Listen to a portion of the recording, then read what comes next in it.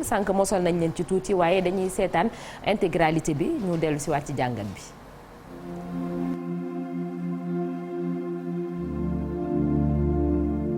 Bonjour Claude Leroy. L'idée agitée d'un report de la CAN a tenu en haleine dernièrement le continent africain parce que des clubs européens disaient ne pas être rassurés par le protocole sanitaire pris contre le Covid. Cet argument brandi par les dirigeants des clubs en Europe, vous paraît-il sérieux? Non, mais vous savez quel est mon discours dans ce domaine et à ce sujet. Il n'a pas changé depuis, hélas, 15, 20, 25 ou 30 ans. Et j'ai l'impression quelquefois de radoter, à savoir qu'il y a un discours officiel qui dit, pour tout, mais pas seulement pour le sport, qui dit il faut absolument prendre en considération que le Sud existe et il faut trouver les moyens, les voies pour aider le Sud dans le domaine économique, dans le domaine social, dans le domaine minier, dans tous les domaines. Et puis un discours officieux qui fait que rien n'est jamais fait pour aider le Sud quand c'est possible. Or, c'est possible quand, par exemple, dans le sport, pour une Coupe d'Afrique des Nations, et tant qu'on n'aura pas fait prendre conscience, mais philosophiquement même, à tous les entraîneurs avec qui je me suis battu souvent. Je vous rappelle des démêlés que j'ai eus avec pour Michael Essien quand il était à Chelsea pour pouvoir le libérer. C'est-à-dire que ça a été permanent. Ce sont des bagarres permanentes, ce sont des bagarres d'influence. Et hélas, il n'y a pas encore assez... Alors, c'est pas faire du misérabilisme, mais il n'y a pas assez de considération pour le Sud. On a l'impression que ce sont toujours des pays exotiques, des championnats qui ne ressemblent à rien. On oublie complètement qu'il y a 2 ans, les 3 meilleurs buteurs que tout le monde dit être le plus grand championnat du monde, la Première Ligue, étaient africains et formés en Afrique. Salah, Sadio Mané, Aubameyang. On oublie tout ça et on a toujours l'impression qu'on parle à un continent qui n'a pas encore le statut d'un véritable continent. C'est insupportable. Là, vous partagez un peu l'avis de Samuel Eto'o, l'actuel président de la Fédération camerounaise de foot, qui estime que les Européens continuent de nous considérer comme des moins que rien. Alors, je ne sais pas si c'est moins que rien, parce que moi-même, je suis européen, mais je pense avoir certains droits pour parler de ce qui se passe sur le continent africain. Mais moi, véritablement, ça m'irrite au plus haut point. Mais c'est venu aussi de la façon dont on a reçu M. Infantino, qui parle comme un vulgaire chef de bureau du FMI au président africain, pas à Samuel Eto'o, parce que Samuel Eto'o ne peut pas avoir besoin d'argent avec M. Infantino, donc il ne peut pas jouer sur la cupidité avec Samuel. Et parce qu'on a l'impression que quand on entend Infantino parler au football africain, on ne parle jamais de football, de technique, de formation d'éducateurs, de terrain, de filets de protection pour gagner en efficacité dans les séances d'entraînement. On entend parler que d'argent. Et on a l'impression qu'il achète ses voix potentielles pour une réélection en promettant toujours de l'argent, mais c'est pas ça dont a besoin le football africain. Le football africain, il a besoin de structure, il a besoin de terrain d'entraînement, il a besoin de vraies académies où il y a un vrai suivi scolaire pour les enfants.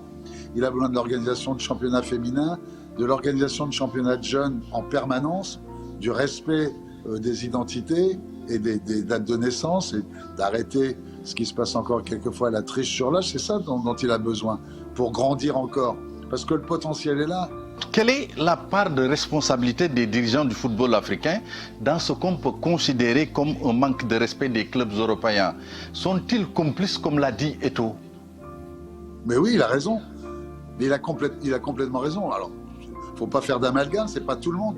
Mais moi, j'ai eu des discussions avec, indépendamment de Samuel, bien sûr que j'ai eu dès son élection, mais d'autres présidents qui étaient contre la Coupe du Monde tous les 2 ans, parce que c'est tuer la Coupe d'Afrique des Nations, une Coupe du Monde tous les 2 ans. C'est juste faire percevoir ou faire miroiter ou espérer un petit peu plus de subsides aux quelques équipes qui se qualifieront. Et ça ne ressemblera plus à rien, une Coupe du Monde tous les 2 ans. Autant elle est importante pour la Coupe d'Afrique parce que c'est développer des stades, des terrains d'entraînement, de l'organisation pour ce continent qui est en retard, autant la Coupe du Monde tous les 2 ans, c'est un non-sens complet.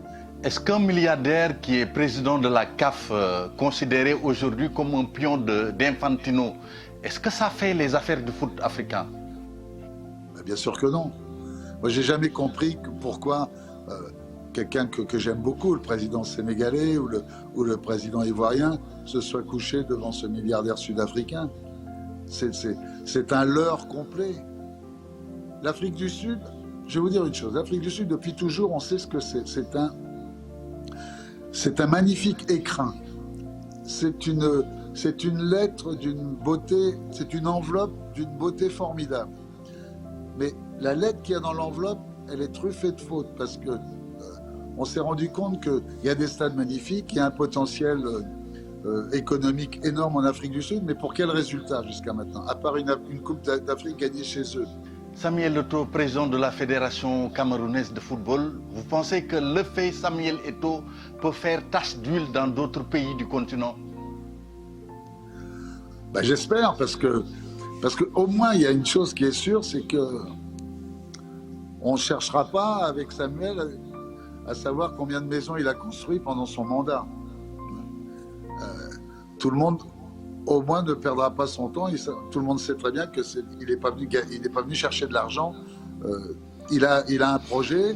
Peut-être que la carrière, les efforts aussi intellectuels de Georges Weah, qui n'a pas eu peur de repartir à l'université, lui ont servi d'exemple. Hein. Il était là avec moi le jour de l'intronisation de Georges. Peut-être que ça lui a donné des idées, que ça lui a permis de gagner du temps aussi dans sa réflexion. Et bien évidemment, mais c'est pas non plus mettre des anciens grands joueurs parce que ce sont des anciens grands joueurs. C'est mettre des anciens grands joueurs qui ont réfléchi à ce qu'il faut pour leur pays et qui ont envie de faire progresser leur pays. Samuel, c'est le cas. Samuel, il a envie de faire avancer le football au Cameroun, mais de faire avancer le football sur le continent africain. Justement, pour en revenir au Sénégal, le coach des Lions, Aliou Cissé, sort sa liste aujourd'hui. Est-ce que vous vous attendez à de grands changements? Je ne pense pas, mais moi je suis bien évidemment, via Talent d'Afrique, tout ce qui se passe au Sénégal et ailleurs. Il y a quelques joueurs qu'il a essayé de récupérer. Il y en a certains de grands talents, bon, comme Gueye ou comme peut-être Dieng, mais même si ça paraît un peu prématuré, ou dans d'autres clubs en Europe qui ont envie ou qui sont susceptibles de rejoindre les Lions de la Teranga. Mais il a une base, il a une structure, il a une colonne vertébrale de grande qualité.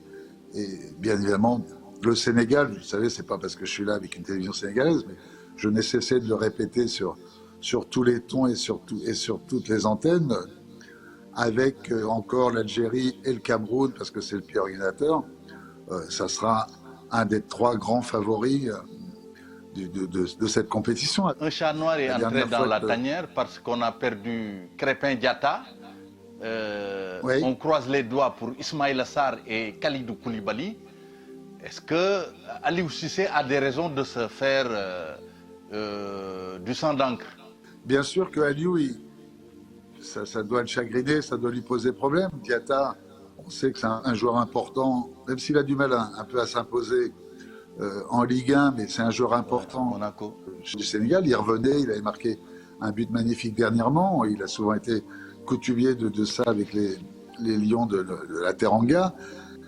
Et c'est tant qu'Ismaïla Sarr, et surtout, je dirais surtout Koulibaly, même s'il y a des joueurs de grande qualité qui sont capables de jouer en défense centrale, mais avec l'impact qu'il a footballistique, technique, tactique, mais surtout intellectuel dans le groupe.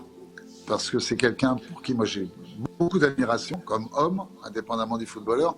C'est sûr que ça serait un coup dur pour Aliou, son absence. Ça sera un gros coup dur.